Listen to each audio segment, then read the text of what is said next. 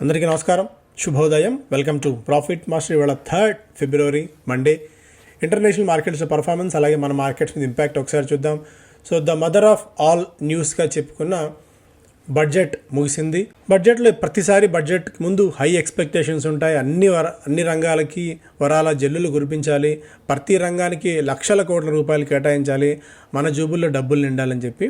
But రూపాయి రాక రూపాయి పోక, అంటే డబ్బులు మనకి ఎంత వస్తాయి, ఎంత ఖర్చు చేయగలం, మన ఇంటి బడ్జెట్లానే దేశ బడ్జెట్ కూడా ఉంటుంది. కాబట్టి అన్ని రంగాలకి అందరినీ సంతృప్తి పరచడం అనేది సాధ్యమయ్యే పని అయితే కాదు. స్పెసిఫిక్గా అగ్రికల్చర్ మీద ఫోకస్ బాగానే ఉంది ఈసారి బడ్జెట్ ప్రసంగంలో. తర్వాత రైల్వేస్కి పెద్దగా మెజారిటీ బడ్జెట్ అలొకేషన్స్లో పెద్ద కేటాయింపు లేదు. ఈవెన్ డిఫెన్స్ కూడా అదే స్థాయిలో ఉంది. కాకపోతే ప్రతి సంవత్సరం 10%, 20% క్యాపిటల్ అలొకేషన్ ఒక్కొక్క రంగానికి పెంచుకుంటూ వెళ్తే మిగిలిన రంగాలకు అన్యాయం చేసినట్టు అవుతుంది. కాబట్టి so no news is good news అన్నట్టు అసలు బడ్జెట్ తగ్గిస్తేనే ఇబ్బంది ఉండేది. ఈవెన్ రైల్వేస్ స్టాక్స్ కూడా కొద్దిగా నెగిటివ్గా అయితే రియాక్ట్ అయ్యాయి, భారీ ఎత్తున బడ్జెట్ కేటాయింపు లేదు అని చెప్పి. బట్ ఓవరాల్గా అయితే ఒక డీసెంట్ బడ్జెట్గానే దీన్ని చెప్పుకోవచ్చు మనం. వివిధ రంగాలకి కేటాయింపులు డీసెంట్గానే ఉన్నాయి. సో ఒకసారి వాటన్నిటి గురించి కూడా మాట్లాడే ముందు ఇంటర్నేషనల్ మార్కెట్స్లో పర్ఫార్మెన్స్ కూడా ఒకసారి చూద్దాం. ఏషియన్ మార్కెట్స్లో యాజ్ ఆఫ్ నో ట్రెండ్ హాంకాంగ్లో ఆల్మోస్ట్ 2% డౌన్, షాంఘై ఇంకా మనకి ఓపెన్ అయితే కాలేదు. నికాయ్ ఆల్మోస్ట్ 2.3% మేర నష్టాలతో ట్రేడ్ అవుతుంది. డొనాల్డ్ ట్రంప్ అనుకున్నట్టుగానే 3 దేశాల మీద, ఎస్పెషల్లీ కెనడా, మెక్సికో, చైనా మీద ట్రేడ్ వార్ని ఆయన మొదలుపెట్టారు. దాదాపు 25% మేర వీళ్ళకి టారిఫ్స్ విధించారు. Trump imposes 25% tariff on American neighbours, puts 10% levy on China. Justin Trudeau Sheinbaum hit back, Beijing threatens to move to WTO. So 3 దేశాలు అగ్గి మీద గుగ్గిలం అవుతున్నాయి. ఇక 4వ దేశం ఏది, మనము ఉంటామా లేదంటే ప్రధానమంత్రి మోడీ గారు యుఎస్ విజిట్ తర్వాత ఏదైనా డెసిషన్ తీసుకుంటారా అన్నది కూడా ఇక్కడ మనం చూడాల్సిన అవసరం అయితే ఉంది. ఒకవేళ చైనా కాదంటే వాళ్ళకి ఏకైక దేశం ఒకటి పెద్దగా మనకు కనిపిస్తుంది. తర్వాత చిన్న చిన్న దేశాల్లో వియత్నాం లాంటివి కనిపిస్తాయి. బట్ అమెరికన్ గవర్నమెంట్ ఎలాంటి డెసిషన్ తీసుకుంటుంది, మనతో సత్సంబంధాలు కొనసాగిస్తుందా, మన మీద టారిఫ్ వార్ మన మీద కూడా పెడుతుందా ఏంటనేది కూడా చూడాలి. బట్ ఈ నేపథ్యంలో వచ్చిన బడ్జెట్ కొద్దిగా ప్రోత్సాహకరంగానే ఉందని చెప్పుకోవచ్చు. వివిధ సెక్టార్స్ ఆ రోజు మనకి బడ్జెట్ రోజున అయితే రియాక్ట్ అయ్యాయి. ఎందుకంటే ఒకటి ఇన్సూరెన్స్ సెక్టార్లో 76% నుంచి 100%కి క్యాపిటల్ మనకి ఎఫ్డిఐ పరిమితిని పెంచడం అనేది ఒక రకంగా వెల్కమింగ్ మూవ్గానే చెప్పుకోవచ్చు. అయితే యులిప్స్ని క్యాపిటల్ అసెట్స్ స్టేటస్ క్లారిఫికేషన్ ఇవ్వడం, యులిప్స్ కూడా క్యాపిటల్ గెయిన్స్ పరిధిలోకి రావడం వల్ల కొద్దిగా ఈ రిలేటెడ్ స్టాక్స్లో అయితే వీక్నెస్ చూసాం. HDFC life, ICICI pru, SBI life, GSC new India వంటివి కొద్దిగా బలహీనమైతే పడ్డాయి. బట్ బడ్జెట్ ప్రసంగం టైంలో ఏదైతే స్టాక్స్ ఎఫెక్ట్ అవుతాయో అవి మళ్ళీ ఈరోజు కూడా అదే స్థాయిలో రియాక్ట్ అవుతామని లేదు. ఎందుకంటే బడ్జెట్ ప్రసంగం టైంలో జస్ట్ ఆ ఇన్ఫర్మేషన్ మాత్రమే వస్తుంది.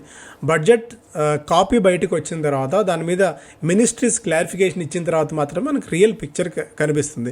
జస్ట్ కేవలం బడ్జెట్ ప్రసంగాన్ని చూసి మనం నెగిటివ్గా రియాక్ట్ అవుతే మాత్రం ఇబ్బంది పడే పరిస్థితి ఉంటుంది. ఎందుకంటే న్యూయాన్సెస్, మైన్యూట్ డీటెయిలింగ్ అంతా కూడా తర్వాత బడ్జెట్ కాపీలో, తర్వాత మినిస్ట్రీస్ ఎస్పెషల్లీ ఐటీ డిపార్ట్మెంట్ కానీ ఫైనాన్స్ మినిస్ట్రీ కానీ ఇచ్చే డీటెయిల్స్లో ఉంటుందని చెప్పుకోవచ్చు. ఇంకా వీటన్నిటి గురించి కూడా మనం మాట్లాడుకుందాం. సెక్టార్ స్పెసిఫిక్గా, స్టాక్ స్పెసిఫిక్గా కూడా ఎలాంటి ఇంపాక్ట్ ఉంటుంది అని చెప్పి. ఫారిన్ పోర్ట్ఫోలియో ఇన్వెస్టర్స్ ఇంకా స్టిల్ తమ సెల్లింగ్ను కొనసాగిస్తూనే ఉన్నారు. ఏమాత్రం రెస్పైట్ అయితే కనిపించట్లేదు మార్కెట్లో. దాదాపు 22వ సెషన్లో కూడా వాళ్ళు నెట్ సెల్లర్స్గా ఉన్నారు. 1327 crores వర్త్ ఆఫ్ స్టాక్స్ని లాస్ట్ ట్రేడింగ్ సెషన్ రోజున సేల్ చేశారు. డొమెస్టిక్ ఇన్స్టిట్యూషనల్ ఇన్వెస్టర్స్ 33వ సెషన్లో కూడా బయ్యర్స్గా ఉన్నారు. 824 crores వర్త్ ఆఫ్ స్టాక్స్ని బై చేయడం చూస్తున్నాం. ఆర్తి ఇండస్ట్రీస్ రెవెన్యూ 6% మేర పెరిగింది. ప్రాఫిట్ దాదాపు 63% మేర క్షీణించింది. అనంతరాజ్ రెవెన్యూ దాదాపుగా 36% మేర పెరిగితే నెట్ ప్రాఫిట్ 53% మేర పెరిగింది. మార్జిన్స్ దాదాపు 25% మేర అయితే ఉన్నాయి. జిఆర్ ఇన్ఫ్రా రెవెన్యూ దాదాపు 20%, 21% మేర క్షీణించింది. నెట్ ప్రాఫిట్ దాదాపు 8% మేర పెరిగింది. సో ఓవరాల్గా మార్జిన్స్ కూడా కొద్దిగా వీక్ అవడం ఇక్కడ గమనించాలి జిఆర్ ఇన్ఫ్రా ప్రాజెక్ట్స్ విషయంలో. ఇవాళ Aditya Birla Capital, Alembic, Barbeque, Castrol, Divi's, DOMS, Indraprastha, KC International and KPR, Stove Kraft, Tata Chemicals లాంటి కంపెనీస్ రిజల్ట్స్ అనౌన్స్ చేయబోతున్న జాబితాలో ఉన్నాయి. స్టాక్స్ టు వాచ్ పరంగా హీరో మోటోకార్ప్ జనవరి టోటల్ 2 వీలర్ సేల్స్ 2.13% మేర పెరిగింది. Lupin announced closure of inspection by US FDA as it's a Somerset facility with no observations. So అదొక positive అంశం. కోల్ ఇండియా ప్రొడక్షన్ 0.8% మేర పడింది. ఐషర్ మోటార్ సేల్స్ 20% మేర పెరిగింది జనవరిలో. కేఈ ఇండస్ట్రీస్ జిఎస్టీ ఆఫీస్ నుంచి జిఎస్టీ ట్యాక్స్ అథారిటీస్ నుంచి 118 కోట్ల రూపాయలకు సంబంధించిన డిమాండ్ ఆర్డర్ అందుకుంది. సో దాని మీద వాళ్ళ క్లారిటీ ఇవ్వాలి, ఆర్ఎల్స్ ఆ పన్ను కట్టాల్సి ఉంటుంది. మోయిల్ జనవరి మ్యాంగనీస్ ఓర్ ప్రొడక్షన్ 1.6 లక్షల టన్నులుగా నమోదైంది. 17% మేర పెరిగిందన్నట్టుగా కూడా కంపెనీ చెప్తోంది. And global spirits net selling value per unit of regular and other brands in Rajasthan increased by 4.35%. ఇక క్వెస్ కార్ప్ కూడా 111 కోట్ల రూపాయల సంబంధించిన జిఎస్టీ డిమాండ్ నోటీస్ వచ్చింది. సో ఇది ప్రధానంగా స్టాక్స్ పరంగా. మిగిలిన స్టాక్స్ కూడా ఒక్కసారి చూస్తే power grid, Divis, GIC, Tata chemicals లాంటివి ఇవాళ రిజల్ట్స్ అనౌన్స్ చేయబోతున్న వాటి జాబితాలో ఉన్నాయి. Happiest minds middle east business of Kaves technologies $1.7 million ఈ కంపెనీని కొనుగోలు చేసింది. రెడ్ టేప్ రికార్డ్ డేట్ ఫిబ్రవరి 3న ఉంది. 3కి ఒక బోనస్ షేర్ కంపెనీ ఇవ్వబోతోంది 3:1 చొప్పున. Reliance industries Chinese fast fashion label షీన్ని మళ్ళీ ఇండియాలోకి తీసుకొచ్చింది 5 సంవత్సరాల తర్వాత. ఓకే, బడ్జెట్ స్పెషల్ సెషన్ టైంలో ITC, HUL, Dabur, Britannia, Marico, FMCG stocks అన్ని బాగా పెరిగిన సంగతి తెలుసు. మళ్ళీ ఇవాళ లైమ్ లైట్లో ఉండే అవకాశం ఉంది. సో మరొకసారి బడ్జెట్ విషయానికి వచ్చినట్టయితే మనకి United spirits, UBL, Radico Khaitan లాంటి స్టాక్స్ అని కూడా లిక్కర్ రిలేటెడ్ స్టాక్స్లో కొద్దిగా పాజిటివ్ అప్డేట్ అయితే మనం చూసాం. ఎందుకంటే ఐటీసీ విషయంలో, సిగరెట్స్ విషయంలో అధికంగా పన్నులు విధించలేదు. అలాగే సిన్ గూడ్స్గా చెప్పుకునే లిక్కర్ విషయంలో కూడా ఎలాంటి ఇది అయితే పెంచలేదు. అండ్ పరోక్షంగా ఈ 1,00,000 కోట్ల రూపాయల వరకు ఈ ట్యాక్స్ రిబేట్స్ ద్వారా ఏదైతే ప్రభుత్వం కోల్పోతుంది అంటే జనాల చేతుల్లోకి ఆ డబ్బులు వచ్చే అవకాశం ఉంటుంది. కాబట్టి 1,02,600 కోట్ల రూపాయలు ఎకానమీలోకి వస్తుంది. కన్జంప్షన్ థీమ్స్ పెరుగుతాయి, కన్జంప్షన్ రిలేటెడ్ స్టాక్స్లో యాక్టివిటీ ఉంటుంది. ఎందుకంటే దాదాపుగా 4-5 నెలల నుంచి మనకు ఒక బలహీనత, ఒక సేల్స్ స్లోడౌన్ అనేది వివిధ రంగాల్లో అయితే మనం చూస్తున్నాం. వాటన్నిటిని మళ్ళీ రివైవ్ చేయాలి, ఎకానమీని మళ్ళీ గ్రోత్ ఫేజ్లోకి తీసుకెళ్ళాలి, కన్జంప్షన్ని పరుగులు ఎత్తించాలంటే జనాల చేతులకు డబ్బులు రావాలి. జనాల చేతులకు డబ్బులు రావాలి అంటే ట్యాక్సెస్ రూపంలో తగ్గించాలి. రిజర్వ్ బ్యాంక్ ఆఫ్ ఇండియా ఏదైనా వడ్డీ రేట్లు తగ్గిస్తే అలా ఉండాలి. ఫస్ట్ మార్గం ఇన్కమ్ ట్యాక్స్ స్లాబ్స్ అయితే తగ్గించారు. దీనివల్ల కన్జంప్షన్ థీమ్స్ కొద్దిగా పెరుగుతాయన్న ఉద్దేశంతో ఆల్కహాల్ స్టాక్స్లో కూడా కొద్దిగా మొమెంటం అయితే కనిపించింది. నిజంగా జనాలు డబ్బులు తీసుకుని నిజంగా ఆల్కహాల్ కొనేస్తారా, లేదా రేపు పొద్దున బైక్స్ కొనేస్తారా అంటే అంత ఈజీ కాదు చెప్పడం. ఎందుకంటే ఒక్కొక్కరికి గరిష్టంగా 80,000 నుంచి 1,10,000 రూపాయలు సంవత్సరానికి అయితే మిగులుతుంది. సో బడ్జెట్ ట్యాక్స్ కట్టట్లేదు అంటే ఆ ట్యాక్స్ కట్టే డబ్బుల్ని ఎలా వినియోగించుకుంటారు అనేది కూడా ఇక్కడ మనం గమనించాల్సిన అవసరం. సో మేబీ టెక్స్టైల్ రిలేటెడ్ స్టాక్స్లో కొద్దిగా మొమెంటం ఉండొచ్చు, జ్యువెలరీ రిలేటెడ్ స్టాక్స్లో ఉండొచ్చు, ఎఫ్ఎంసీజీలో ఉండొచ్చు. అంతేగాని కార్లు ఈ పెరిగిన ₹1,00,000 ఆదా అయింది కదా అని చెప్పి 8 లక్షలు 10 లక్షలు పెట్టి కార్ కొనలేం కదా మనం. సో గుర్రం నాడా దొరికిందని గుర్రం అయితే కొనలేం కదా. సో ఆ లెక్కన కార్లు ఏ మేరకు ఆటోమొబైల్ స్టాక్స్లో అంతటి మొమెంటం నిజంగా 4 వీలర్లో ఉంటుందని అయితే పర్సనల్గా అనుకోవట్లేదు. బట్ చూడాలి ఏ మేరకు దీనివల్ల పాజిటివిటీ ఉంటుందని చెప్పి. మేబీ 2 వీలర్ స్టాక్స్, ఈవీ స్టాక్స్లో కొద్దిగా బెనిఫిట్ ఉండొచ్చేమో. ఎకనామిక్ టైమ్స్ ఫస్ట్ పేజ్లో centre may push for a leaner GST mission. So GST కూడా రివ్యాంప్ చేయాలని చెప్పి ప్రభుత్వం భావిస్తుంది. ఇక ఇన్కమ్ ట్యాక్స్కి సంబంధించిన ఇది కూడా ఒక వారంలో పూర్తి స్థాయిలో ఇది ప్రవేశపెడతామని చెప్పి ఆర్థిక మంత్రి చెప్పిన సంగతి కూడా మనకు తెలిసింది.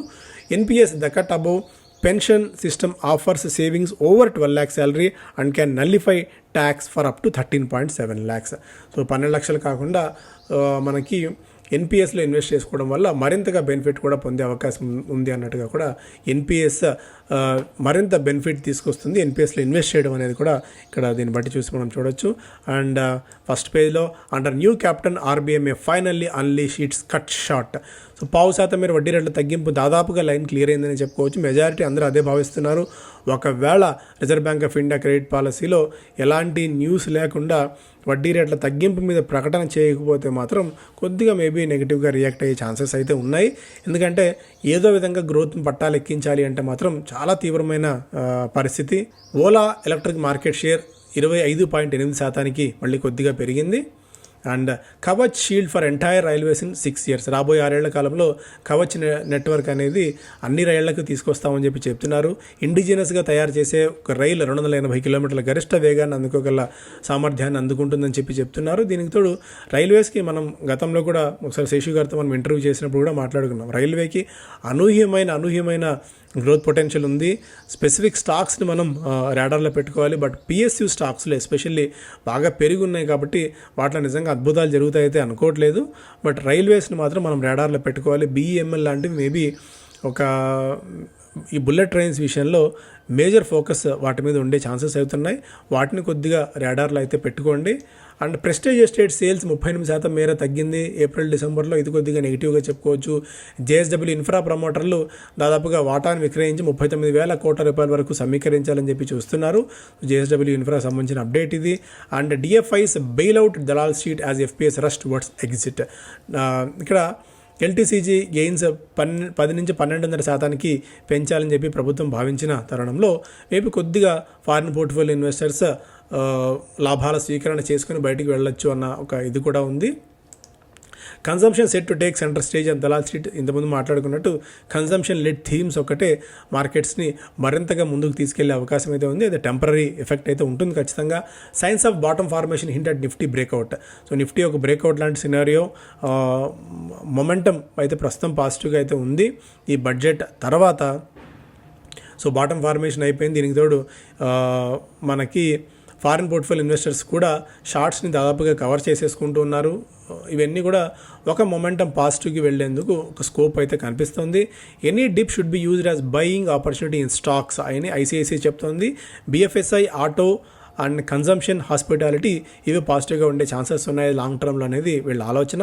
లార్జ్ క్యాప్లో Reliance, Bajaj finance, Kotak, Tata consumer, M&M, మైషర్, టైటాన్, హ్యావెల్స్ 5 నుంచి 6% గెయిన్స్ కోసం మనం ప్రిఫర్ చేసుకోవచ్చు అని చెప్తూనే మిడ్ క్యాప్స్లో SBI cards, Indian hotels, Naveen fluorine, Radico Khaitan, KVB, jubilant foods లాంటివి 8 నుంచి 10% మేర పెరగవచ్చు అనేది కూడా వీళ్ళ ఆలోచన.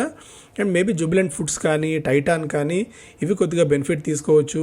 అండ్ జనాల టూరిజం వైపు వెళ్ళే అవకాశం ఉంది కాబట్టి ఇండియన్ హోటల్స్ లాంటివి, లెమన్ ట్రీ లాంటివి కొద్దిగా బెనిఫిట్ తీసుకునే అవకాశం అయితే ఉంది. ఈవెన్ ITC హోటల్స్ లాంటివి కూడా లాంగ్ రన్లో ఈ బడ్జెట్ ఎఫెక్ట్ నేపథ్యంలో ఇది మేజర్గా ఒకసారి పాస్ చేసి కూడా మీరు చదువుకోవచ్చు.